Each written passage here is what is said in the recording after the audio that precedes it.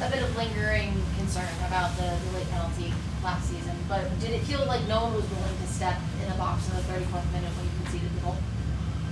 It was a very poor goal to concede, but it probably summed up the first half performance. I just felt we didn't quite handle the pressure of being the home team in a playoff game. It's the first time we've done it, and I didn't think we handled it well enough. We stood off the player and he skipped through and scored the goal, so yeah, it was really disappointing. Okay. You knew it was going to be tough with Zaha. How did that play out? Yeah, we knew it was going to be tough. We knew that from the start, but I think this is the closest matched game I think in the playoffs. There's only 3 points between us.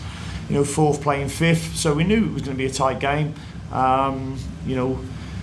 Technically, I thought we were really poor first half. We gave the ball away too often. It broke down with our touch at times. In the final third, we misplaced passes, gave the ball away too cheaply.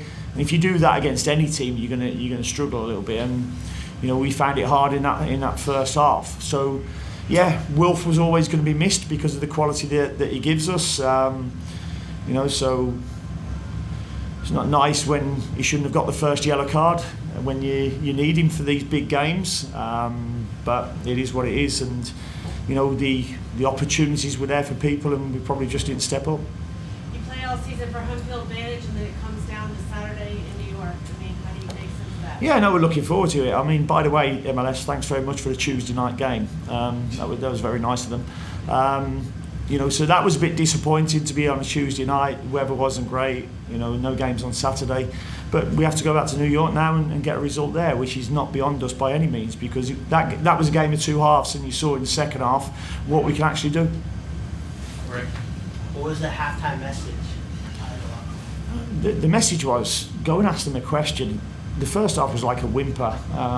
We never really laid a glove on them.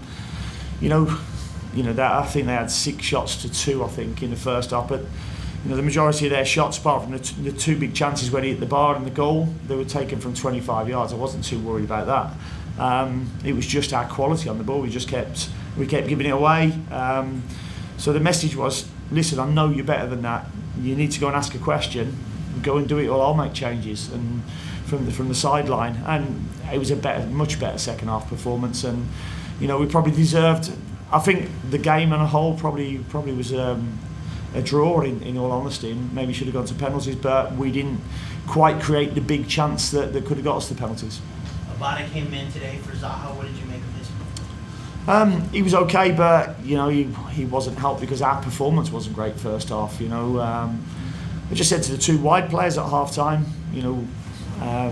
Kerwin's up against Gustavo, who's the centre back. Go and run at him, go and ask him a question. And I thought he did that second half. Liel's game is about get it, give it, and go and run in behind them. And just didn't feel we did that well enough at times. So it's something that we can work on to get ready for Saturday now.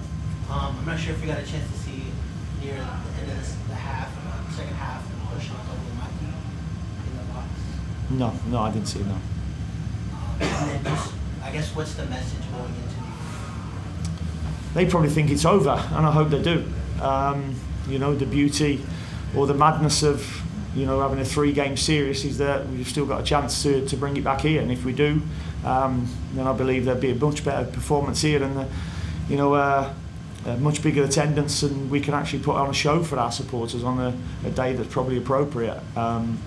So we'll go to New York not feeling like we can't go and get the win there, that's for sure. Coach, you had to ask Brandon Cambridge and Tiger Smalls to step up in a big way in the second half, and technically on the ball, they seem to struggle a little bit. Did you chalk that up to nerves, or being on this kind of stage for the first time? No, they had a couple of bad touches, but they weren't the only ones on show who had a couple of bad touches today. So Tiger's got incredible technical ability, and he's one who can be a real match winner for us on his day.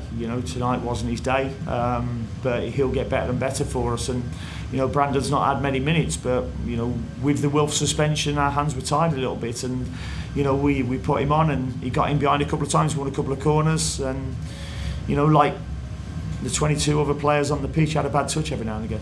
What do you think the difference that Wilt is going to make taking the pitch at Yankee Stadium? Quality. You know, he's a top quality player. You know, he was probably our best player when we played there in the last game. When we had 2 penalties given against us, you know, one that I thought was really poor decision in the first half, and the second that wasn't given in a playoff game the other night. So make of that what you will. Danielle? When you just said you don't think that we handled the pressure of being the home team, you guys obviously were very good all season at home. Where do you think that kind of was manifesting itself most specifically in terms of how the team was not handling that pressure? I think there's an expectation on you because you're a home team to go and win, and it to be a fairly comfortable win as well. It's never going to be like that when you've got 2 teams, you know, who've played 34 games and only got 3 points between them. It was always going to be a tight match. You know, weather obviously didn't help. You know, I think we sold 33,000 tickets, but you know, we didn't get as many here as we would have liked. The ones who were here made as much noise as they could as well. But yeah, that expectation, you know, I think without our big DP player as well, you know, didn't quite manifest.